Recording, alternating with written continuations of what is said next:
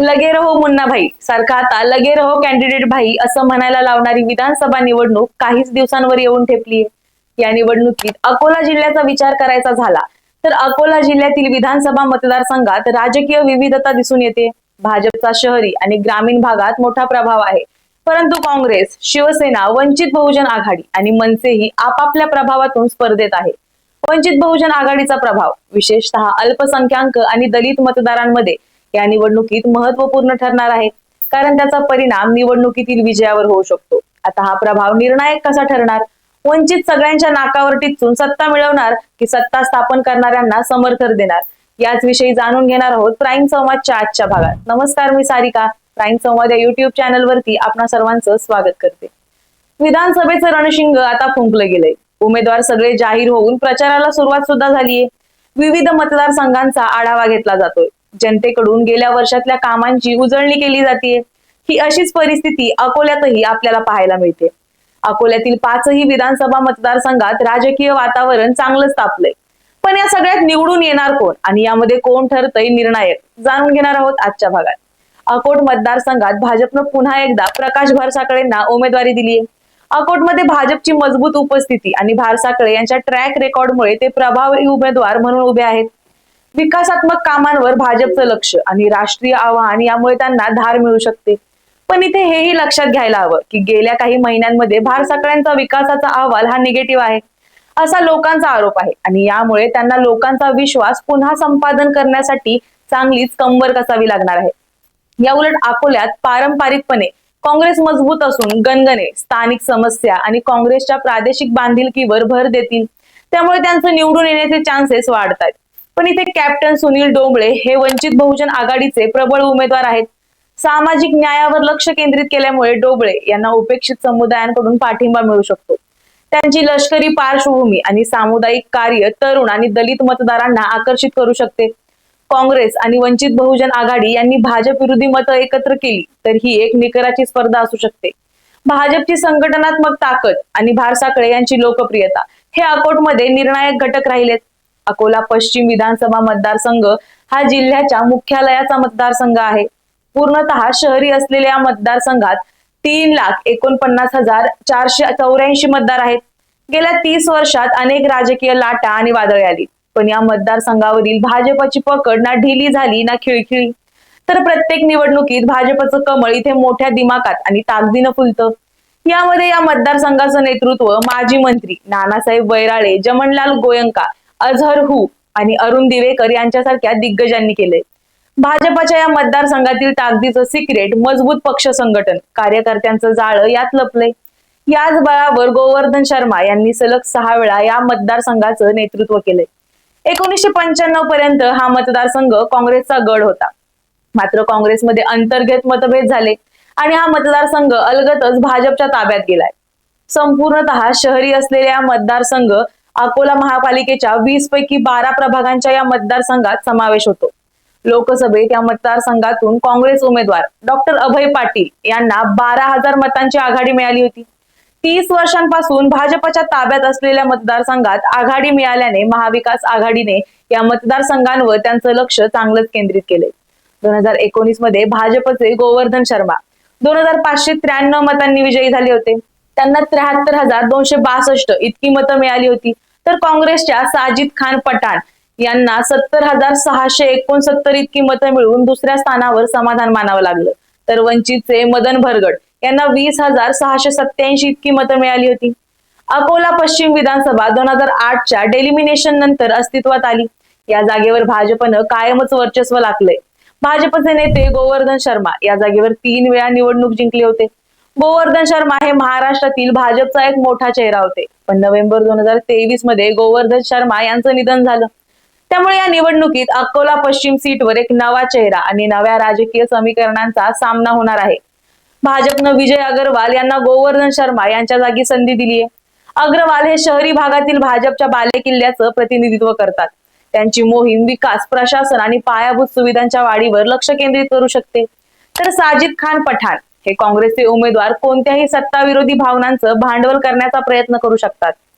खान शहरी आणि अल्पसंख्याक मतदारांना जिंकण्यासाठी कल्याण आणि स्थानिक मुद्द्यांवर लक्ष केंद्रित करतात. जिशान हुसेन या वंचित बहुजन आघाडीच्या उमेदवारानं माघार घेतली असली तरी वंचित बहुजन आघाडीचे उर्वरित समर्थक अजूनही एकूण मत वितरणावर परिणाम करू शकतात, जे अप्रत्यक्षपणे भाजप आणि काँग्रेसमधील लढतीवर परिणाम करू शकते. बाळापूर मतदारसंघातून सत्ताधारी शिंदे गटाचे सदस्य म्हणून बळीराम शिरस्कर यांना राज्य सरकारच्या पाठिंब्याचा आणि संसाधनांचा फायदा होऊ शकतो. मंगेश गाडगे हे मनसेचे उमेदवार म्हणून उभे आहेत. मनसेचा या भागात तुलनेने कमी प्रभाव आहे. गाडगे राज ठाकरेंच्या प्रभावांच्या आधारे समर्थन गोळा करू शकतात. विशेषतः जर मुख्य प्रवाहातील पक्षांमध्ये असंतोष असेल तर त्यांना याचा फायदा होऊ शकतो. पण इथे जर महायुती किंवा महाविकास आघाडीचा प्रभाव असेल तर मात्र गाडगे यांना इथे स्पर्धेच्या आव्हानांना तोंड द्यावं लागेल. नितीन देशमुख हे शिवसेना युबीटीचे उमेदवार आहेत. शिवसेनेच्या युबीटीच्या निष्ठावान जनाधारामुळे देशमुख हे प्रबळ प्रतिस्पर्धी ठरू शकतात. विशेषतः उद्धव यांच्या नेतृत्वाखालील गटाला पाठिंबा देणाऱ्यांमध्ये त्यांची निष्ठावान इमेज प्रभाव पाडू शकते. नतीकोद्दीन खतीब यांच्या उमेदवारीतून वंचित बहुजन आघाडीची बाजू भक्कम होते. दलित मुद्द्यांवर वंचित बहुजन आघाडीची भक्कम भूमिका इथल्या मतदारांचा एक भाग आकर्षित करू शकते. जरी एक महत्वपूर्ण आधार मजबूत करणं आव्हानात्मक असू शकतं. वंचित बहुजन आघाडीला इथे स्कोप आहे. या मतदारसंघात शिवसेनेच्या गटांमध्ये मतांची फूट पडू शकते, ज्यामुळे वंचित बहुजन आघाडी किंवा मनसे यासारख्या इतर पक्षांना अनिर्णित मतदारांना प्रभावीपणे एकत्र करता आलं तर त्याचा फायदा त्यांना नक्कीच होऊ शकतो. अकोला पूर्व मतदारसंघातून रणधीर सावरकर हे भाजपचे उमेदवार उभे राहिलेत. एक पदाधिकारी म्हणून सावरकरांना परिचित आणि संसाधनांचा फायदा आहे. त्यांचा प्रचार विकास प्रकल्प आणि भाजपच्या केंद्रीय धोरणांवर केंद्रित असू शकतो. शिवसेना युबीटी कडून गोपाल दातकर यांना उमेदवारी देण्यात आली आहे. दातकर हे शिवसेनेच्या युबीटीचे निष्ठावंत आधारावर अवलंबून राहू शकतात आणि सध्या प्रतिनिधित्वावर असमाधानी असलेल्या स्थानिक मतदारांना आव्हान करण्यासाठी भाजपच्या धोरणांवर टीका करू शकतात. अकोला पूर्वमध्ये भाजप आणि शिवसेना युबीटी यांच्यात चुरशीची लढत होऊ शकते.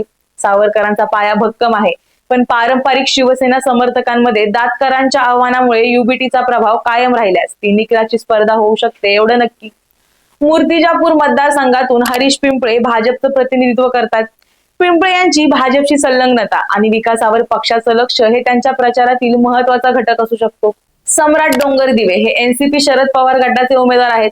शरद पवार गटाचे प्रतिनिधी म्हणून डोंगरदिवे यांना राष्ट्रवादीच्या ऐतिहासिक प्रभावाचा फायदा होऊ शकतो आणि प्रदेशातील कृषी आणि ग्रामीण समस्यांवर लक्ष केंद्रित केलं जाऊ शकतं. वंचित बहुजन आघाडीचे डॉक्टर सुगत वाघमारे हे उमेदवार आहेत. वाघमारेंची उमेदवारी उपेक्षित समुदायांना आकर्षित करू शकते, कारण सामाजिक न्यायावर वंचित बहुजन आघाडीची भूमिका या गटांना आकर्षित करते. तर भिकाजी अवचार हे तरुण आणि निराश मतदारांना आकर्षित करू शकतात. जर या प्रदेशात मनसेचा पाठिंबा तुलनेने कमी आहे, या मतदारसंघात भाजपचे पिंपळे आणि राष्ट्रवादीचे डोंगरदिवे हे प्रमुख दावेदार आहेत. वंचित बहुजन आघाडी आणि मनसे मत विभाजक म्हणून काम करू शकतात. विशेषतः वंचित बहुजन आघाडी दलित आणि उपेक्षित मतपेढी प्रभावीपणे वापरत असल्यास तिचा विजय होऊ शकतो, एवढं नक्की. मजबूत संघटनात्मक नेटवर्क आणि सध्याच्या सरकारच्या पाठिंब्यामुळे भाजपला अकोला पश्चिम आणि अकोला पूर्व यासारख्या शहरी भागात फायदा आहे. वंचित बहुजन आघाडीचे उमेदवार संभाव्य मताच्या फरकावर प्रभाव टाकू शकतात. विशेषतः उपेक्षित समुदायांमध्ये वंचित बहुजन आघाडीची मजबूत उपस्थिती असलेल्या मतदारसंघातील निकालांवर परिणाम करतात. आता अकोला पूर्व आणि अकोला पश्चिम या दोन्ही मतदारसंघात नसलेली वंचित बहुजन आघाडी ही एकंदरच अकोल्याच्या राजकारणात आणि अकोला मतदारसंघाच्या निकालामध्ये किती महत्वपूर्ण भूमिका बजावते ते पाहूया. अकोल्यात दलित, मुस्लिम आणि इतर उपेक्षित समुदायांची लक्षणीय लोकसंख्या आहे, जी वंचित बहुजन आघाडीच्या लक्षित लोकसंख्येशी अलाईन आहे. या समुदायातील अनेक मतदारांना मुख्य प्रवाहातील पक्षांबद्दल कमी प्रतिनिधित्व किंवा भ्रमनिरास वाटतो, ज्यामुळे वंचित बहुजन आघाडी त्यांच्या विशिष्ट समस्या आणि अधिकारांवर लक्ष केंद्रित करणारा आकर्षक पर्याय बनतो. वंचित बहुजन आघाडीच्या अकोल्यातील उपस्थितीमुळे मतांचं विभाजन होतं, विशेषतः काँग्रेस आणि राष्ट्रवादीच्या पारंपरिक पायामध्ये, जिथे वंचितांचे हक्क विचारात घेतले जात नाहीत. दलित आणि अल्पसंख्याक मतदारांना वंचित बहुजन आघाडीचे आव्हान या पक्षांपासून मतं दूर करू शकतात आणि त्यांची एकूण कामगिरी कमकुवत करू शकतात. विरोधी मतांचं विभाजन झाल्यास या विभाजनाचा फायदा भाजपला होऊ शकतो. वंचित बहुजन आघाडी हा एक धोरणात्मक घटक बनतो, जो जवळच्या शर्यतीची डायनॅमिक्स बदलू शकतो. वंचित बहुजन आघाडी भाजपच्या कारभारावर असमाधानी असलेल्या मतदारांना आकर्षित करतेच आणि उपेक्षित समुदायांचं प्रभावीपणे प्रतिनिधित्व करण्याचा काँग्रेस आणि राष्ट्रवादीच्या क्षमतेबद्दल साशंकता व्यक्त करते. बदल शोधणाऱ्या पण पारंपरिक विरोधी पक्षांकडे झुकत नसलेल्या मतदारांसाठी वंचित बहुजन आघाडी एक पर्याय उपलब्ध करून देते. अशा रीतीने तो अशा जिल्ह्यात एक महत्वाचा खेळाडू बनतो जिथे सत्ता विरोधी भावना मतांना बदलू शकते आणि नव्या सत्तेला संधी देऊ शकते. लक्षणीय मुस्लिम लोकसंख्या असलेल्या मतदारसंघात वंचित बहुजन आघाडीने सर्वसमावेशक प्रशासनासाठी मोहीम चालवत त्यांचे मुस्लिम उमेदवार दिलेत आणि अल्पसंख्याकांना प्रभावित करणाऱ्या समस्यांवर प्रकाश टाकलाय. यामुळे वंचित बहुजन आघाडीला मुस्लिम मतदारांमध्ये पाठिंबा मिळण्याचं दिसतंय, जे अन्यथा काँग्रेस किंवा इतर धर्मनिरपेक्ष पक्षांशी जुळवून घेऊ शकतात. भेदभावापासून संरक्षण आणि दारिद्र्य निर्मूलन यासारख्या मुद्द्यांवर वंचित बहुजन आघाडीचा फोकस या विभागाशी जोडला जातो, ज्यामुळे ते अकोल्यातील एक स्विंग वोट ग्रुप बनतात. प्रख्यात दलित हक्कांचे वकील म्हणून प्रकाश आंबेडकर यांचं नेतृत्व दलित मतदारांमध्ये वंचित बहुजन आघाडीची विश्वासार्हता देते, जे डॉक्टर बी.आर. आंबेडकर यांच्या वारशाशी जोडलेले वाटतात. हे भावनिक आणि वैचारिक संबंध अकोल्यातील मतदारांच्या एका भागाला प्रभावित करू शकतात, जिथे आंबेडकरी वारसा खूप महत्वाचा आहे. अकोल्यातील जातीय राजकारणामुळे वंचित बहुजन आघाडी ही तिथला एक महत्वाचा घटक बनली आहे, जी तिथल्या निवडणुकांवर मोठ्या प्रमाणात परिणाम करू शकते. यामुळे अकोल्यातील 3 मतदारसंघात वंचितचे उमेदवारही निवडून येऊ शकतात, कारण विकास, बेरोजगार यासारख्या कळीच्या मुद्द्यांना कंटाळलेली जनता वंचित फॅक्टरला नवी संधी देऊ शकते. याबाबत तुम्हाला काय वाटतं? अकोल्यात ना महायुती ना महाविकास आघाडी, वंचित फॅक्टर ठरणार का प्रभावी? हे आम्हाला कमेंट सेक्शन मध्ये नक्की सांगा आणि प्राईम संवाद या युट्यूब चॅनलला सबस्क्राईब करायला विसरू नका. धन्यवाद.